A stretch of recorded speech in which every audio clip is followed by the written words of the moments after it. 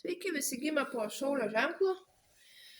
Pasižiūrėkime, kas laukia jūsų ateinančią savaitę. Tai yra nuo balandžio 14 iki 20 dienos. Savaitės perspektyvos. Ko vengti. Ir patarimas jums.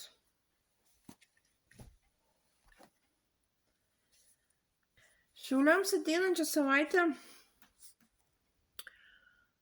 toks patarimas būtų, kad nesišvaistykit pinigais, nesišvaistykit savo energiją, tiesiog pataupykit ir tą, nes panašu, kad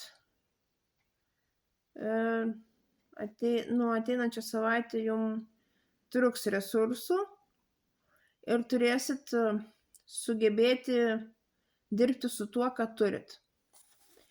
Bet, kaip žinom, po kiekvieno sunkumo ateina lengvesni laikai. Ko vengti? Venkite per didelių išlaidų, per didelio noro švęsti,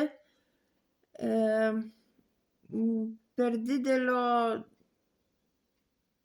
tokio atsakomybės gal trūkumo. Bet tuo pačiu ir neatsiribokit visiškai nuo žmonių, nes tiesiog jeigu juos vysit nuo savęs, tai galit prarasti palaikymą. Ir patarimas jums: mokykitės, ieškokite žinių, ieškokit patarėjų, ieškokit naujų idėjų, naujų galimybių užsidirbti.